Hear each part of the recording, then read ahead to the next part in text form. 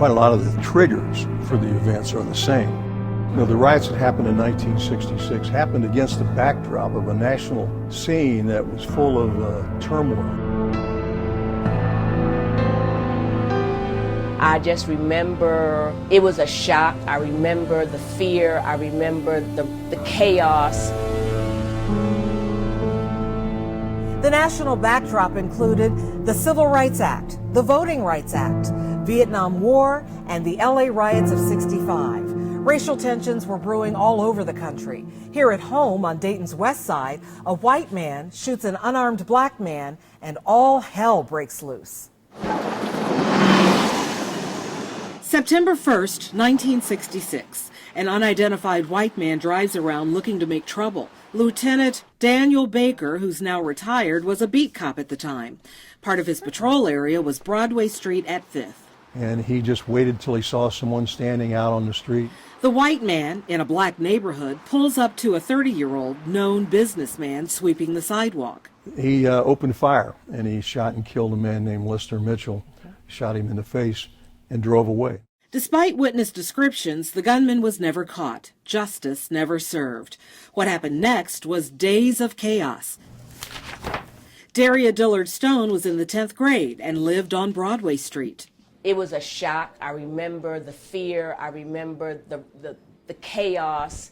But we were sheltered. You know, our parents would not let us go out by ourselves for years. That's because immediately following the fatal shooting, violence erupted. There were fires, lots of rocks thrown, a lot of people injured, about 150 arrested. Some of my cousins got killed. Some of my cousins are family members, I understand, were doing some looting. Police did what they could the first 2 days, but it wasn't enough. Because at that time, the Dayton Police Department only had 350 officers, only 14 of which were black.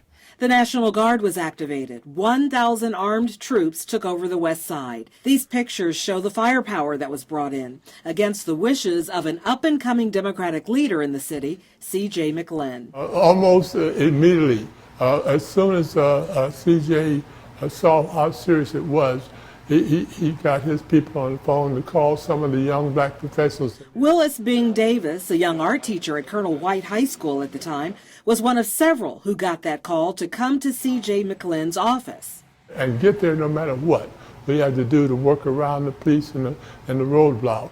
The group was charged with a huge task: hit the streets where the rioting was happening and try to bring peace. Encourage young people to stop the looting and the rioting, essentially keeping them from getting arrested or worse, shot. So we had to raise our hand, take a pledge. We also was given a white hat, so we were the white hats. When officers saw the white hats, they knew it was a sign of peacemaking, not troublemaking.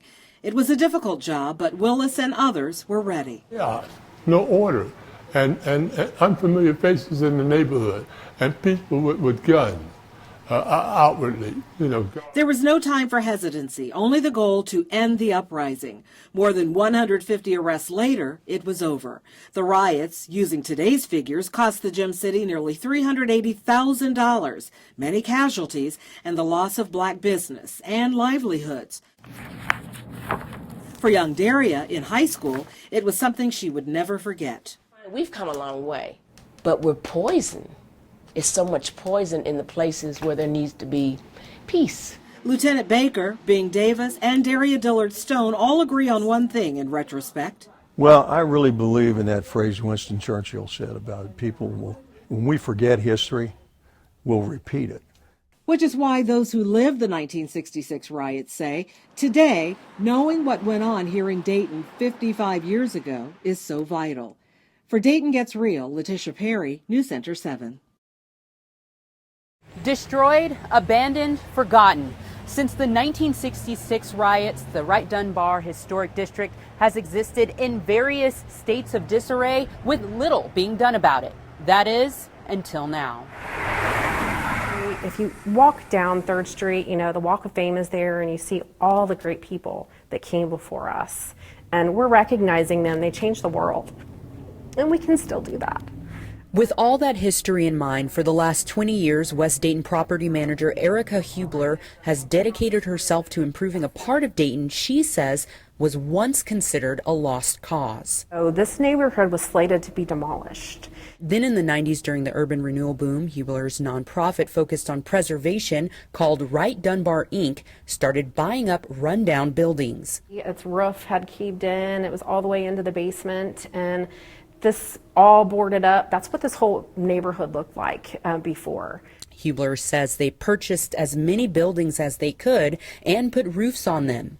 But still, even though she estimates 10,000 visitors trek through the neighboring Dayton Aviation Heritage National Historical Park each year, most, she says, do not stick around the area after their visit. So one of our main focuses was to bring amenities to the people who lived here and the people who work here, and of course the visitors to the national park. Amenities such as Debbie's Social, a food hall currently under construction on West 3rd Street. All of our restaurants are minority-owned, female-owned, or veteran-owned, which was also very important. Most of them are from the area. It's a $2 million project.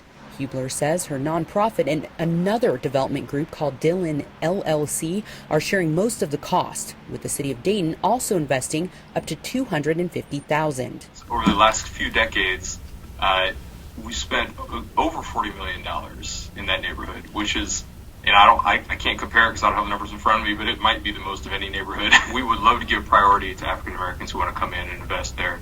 But, we're a poor city, and we're glad if anyone wants to come on board and be on our team. And me going into the food hall, it makes perfect sense, and it brings things kind of full circle for me right now. Dayton native and Delish Cafe owner Jasmine Brown will be a food hall vendor.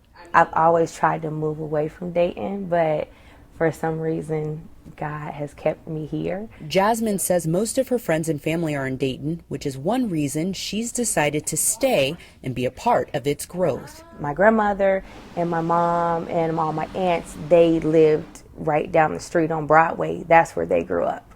So to be so close to where my family grew up, it does something to you. While Jasmine is on board with the redevelopment plans for West Dayton, she says not everyone agrees. The chatter that initially I heard from some people, and it was more so like, oh, well, this is a black neighborhood. Why is there a white company coming in and, doing this? And I'm like, well, do you see anybody else of color that is coming over wanting to invest? Many in this neighborhood still see the 1966 riot scars.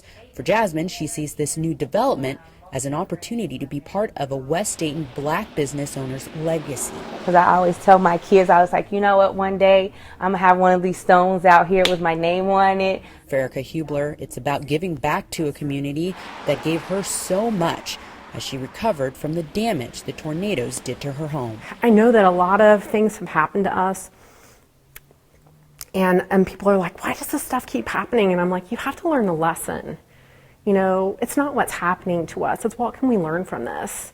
We can come back from anything, but we have to do it together.